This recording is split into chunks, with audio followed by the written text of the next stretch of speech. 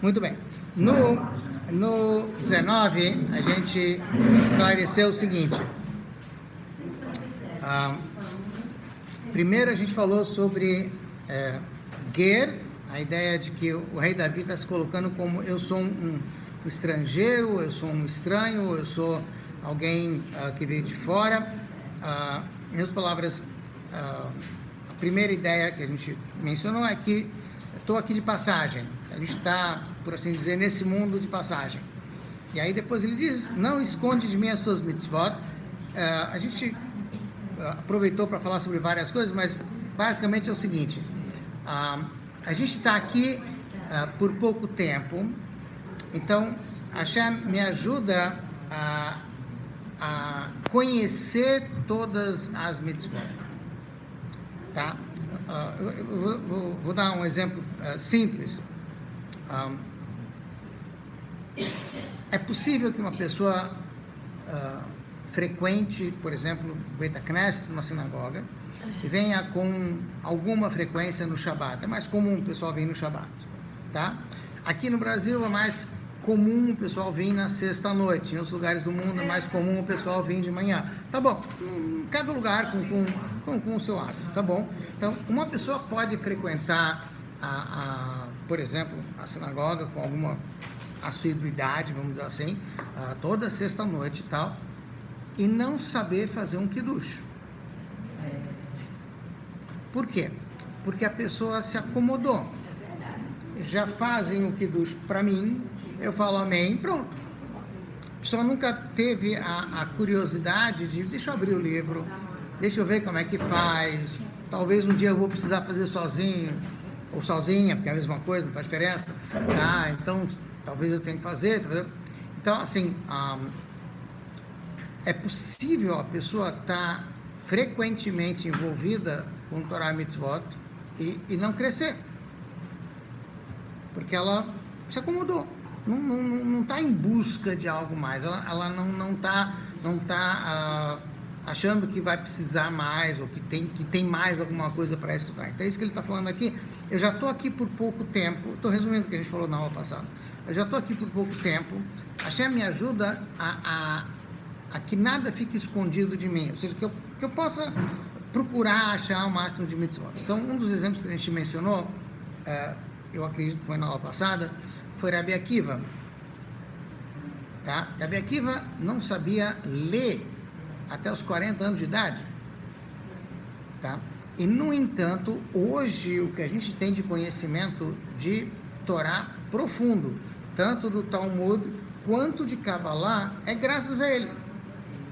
E até um certo ponto, eu não vou dizer que é por causa disso, mas até um certo ponto, o fato de ele não ter estudado nada até os 40...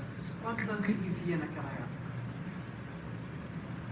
Estou no meio, então vou chegar lá. Por mais que Rabi Akiva, até os 40, não sabia nada, tá? Rabi Akiva, não sei se ele era uma regra, talvez uma exceção, ele viveu até os 120, tá? Mas, independente disso, até os 40 não sabia nada. Talvez por causa disso, talvez, tá?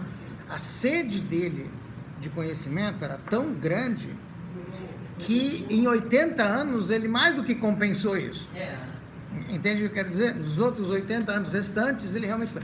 Isso que ele viveu um período muito conturbado, de perseguição, de guerra, de revolta, enfim, ele viveu uma época muito difícil, e contudo, ele cresceu a um ponto que o conhecimento que a gente tem de Torá hoje é praticamente graças a ele e os poucos alunos que sobraram depois da epidemia, que ele perdeu 24 mil alunos, que seria o período que ele perdeu esses alunos seria o equivalente a fazer 700 enterros por dia. É uma coisa absurda. Você tinha 29 mil alunos?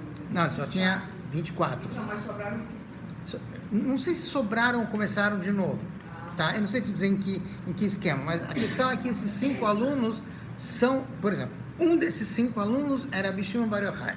Rabbi Shimon Bar Yochai é o autor, compilador do Zohar, que é a base de toda a Kabbalah que a gente tem. Enfim, não é o único livro, mas é a base. Tá? Então você vê que a quantidade ou a qualidade também de conhecimento do Rabbi Akiva era tal que no pouco, vamos dizer assim, de que ele fez, 80 anos também era pouco, tá? Mas ele conseguiu descobrir e desenterrar o máximo de Torá possível. Eu estou dizendo desenterrar no bom sentido, tá? Na ideia de que ele buscou as coisas, tá? Então, o que o rei Davi está dizendo é: tomara que a gente se sinta como um estrangeiro, ou como alguém que está de passagem, que está ávido por aproveitar ao máximo, porque o tempo é curto, então ele quer ver tudo, quer saber de tudo. Tá? Então, essa é basicamente a ideia. Então, tomara que a gente aplique essa ideia em relação à Torá também, tá?